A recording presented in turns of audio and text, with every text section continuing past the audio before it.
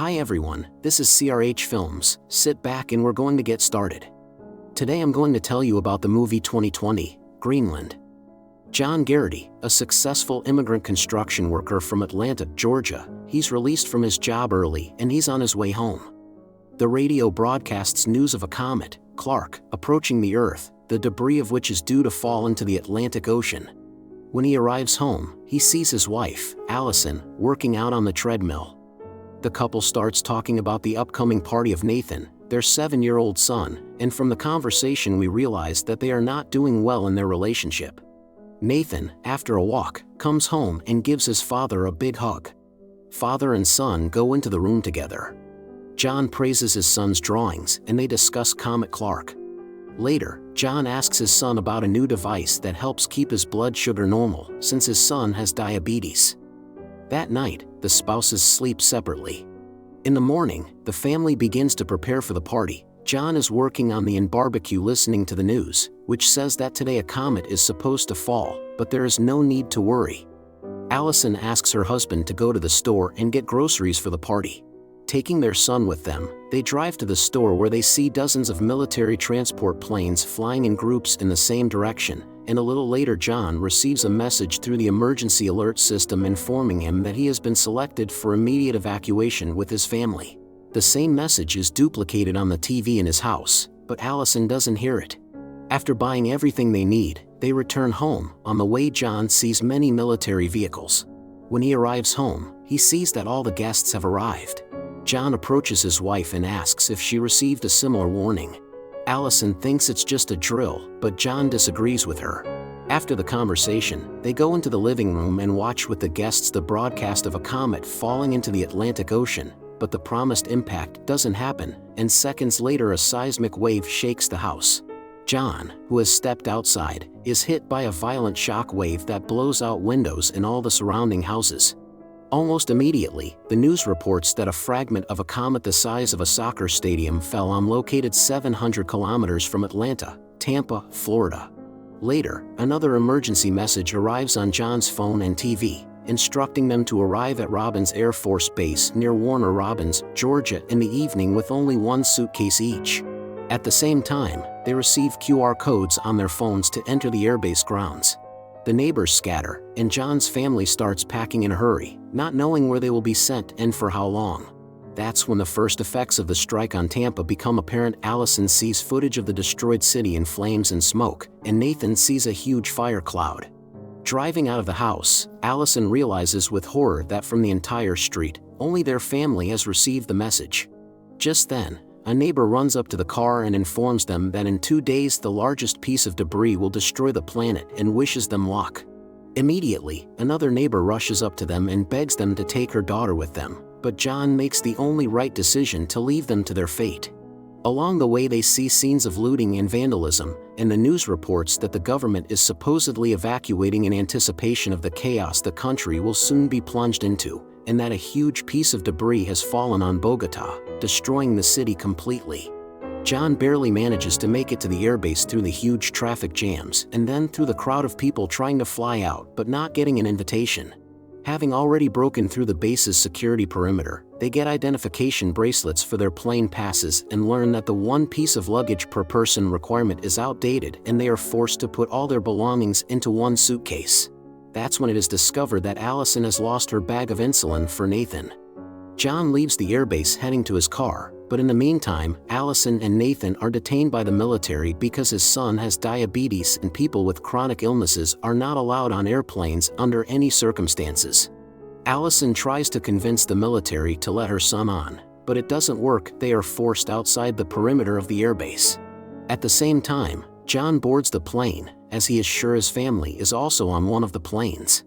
One of the passengers sees the first aid kit in John's hands and is outraged, as his nephew with the same diagnosis was not allowed on. John realizes that his wife and son might not be allowed to land either and convinces the military to open the cargo hatch to get off the plane, as suddenly people crowding near the checkpoint break through the barriers and enter the territory of the base. Some of them have guns. One of them wounds a soldier refueling the plane and the fuel spills. John yells at the men to run away from the planes, and barely manages to survive himself when the plane full of men explodes. One of the military men who remembered John informs him that his family was not on board and the reason they weren't there. Meanwhile, Allison and her son reach their car as Nathan suddenly feels sick. Upon reaching his car, John finds a note there from his wife informing him that they are on their way to his father-in-law's house in Lexington, Kentucky. Attempts to contact the family fail, the cell networks are overloaded. Allison and Nathan walk toward the supermarket, where he checks his son's sugar and takes insulin. Suddenly armed men burst into the store and injure several people. One of them sees Allison and her young son and lets them go. In the parking lot, Allison asks a married couple for a ride. They agree since they are on their way. Soon the man begins to behave inappropriately. He throws Allison out of the car, takes her bracelet, ID, and also takes her son. John, meanwhile, finds a group of people heading to Canada who agree to give him a ride to Kentucky. There he talks to one guy who asks what his profession is and learns that the guy's mother is a medic who has been selected for transportation, and also learns that pilots and radio amateurs have traced the routes of military planes to Greenland, and they themselves are going to the Canadian town of Osgood, Ontario, and suggests that John join them, naturally first finding his family. But soon one of the passengers demands to give him his bracelet and documents, as he is an immigrant, and therefore does not deserve it. A fight begins, following the results of which people fly out of the car after a collision. John has a hammer in his hands, with which he kills the attacker.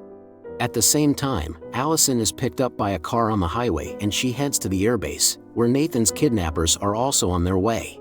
They attempt to enter the airbase, but after Nathan yells to a military officer that these men are not his parents, the military police arrest them and the military officer, after checking Nathan's bracelet, takes him to a FEMA field camp. Soon Allison arrives there as well, assisted in her search for her son by one of the doctors. Together they check the tents where the children are housed, and eventually mother and son are reunited. Allison informs the doctor that the boy has type 1 diabetes and needs insulin. But the doctor informs them that they already know this from the boy, and after examining him, fully refilled the insulin pump and gave them spare cartridges and the necessary medication. Later, they are put on a military bus traveling through Lexington. The next morning, John breaks into some abandoned house, where he sees news reports labeled "Not for the faint of heart," and also knows that Tokyo and Seattle were also hit by a comet fragment. There he finds the keys to the car and leaves a note in which he apologizes and promises to return the car if he survives. He uses it to get to Lexington and receives a text message sent an unknown amount of time ago. John arrives at Allison's father, Dale, and learns that Allison and his son haven't arrived yet. Dale, learning what has happened, reprimands John, but soon receiving a call from Allison, they together pick her and her son up from a roadside store. In relative safety, the couple see a news report announcing that a major fragment of Clark's comet will fall northwest of the British Isles and wipe out all life, as well as showing footage from a Cold War bunker near Thule Air Base in Greenland. John suggests that Allison act for sure and get to Osgood and from there to Greenland. John and Allison offer Dale to go with them, but he refuses because he is too old and does not want to leave home, having already reconciled himself to the fact of his imminent death. Suddenly, a small meteorite falls a few kilometers away, speeding up their departure. Dale gives up his pickup truck and hunting rifle. On their way to Canada, they hit a traffic jam caused by a train derailing and blocking the highway. Almost immediately, the radio broadcasts an emergency message about a hail of red-hot comet debris right where they are. Miraculously escaping the threat without getting hurt in the process, they barely make it to Osgood in time to intercept the last plane, which was already turning around for a run-up and departure. On the way to the airfield, they listen to an address by the director of NASA and learn that the largest shard, 15 kilometers in diameter, will wipe out 75% of all life on Earth with massive tsunamis and red-hot hurricanes. The pilot, furious at the fact that more people have joined him, causing an overload, however, agrees to take them on board without belongings. As they approach the coast of Greenland, they see a large meteorite crash into the island, causing a shockwave that nearly destroys the plane in midair, but puts the engines out of commission. The pilots still manage, albeit hard, to land the plane. John tries to free the pilots, but he fails. He sees another plane landing nearby and realizes that shelter must not be far away. All the passengers walk towards the plane they saw. They reach the airbase, where they are spotted by the military and escorted to the shelter, in time to see the largest piece of debris from Clark's comet enter the Earth's atmosphere. The military watches the shock wave from the fallen debris through a weather satellite and sees a tsunami wave over 300 meters high. John talks to his family, seconds before the shockwave hits them, his whole life flashing before his eyes. 9 months later, the ash has not yet completely dissipated, but it is clear that the world has been completely destroyed. Cities lie in ruins, caused both by giant tsunamis and powerful hurricanes, and by faults in the Earth's crust, not counting the meteorites that have fallen. Also, through heavy interference, the people in the bunker try to establish radio contact with the surviving humans, and succeed.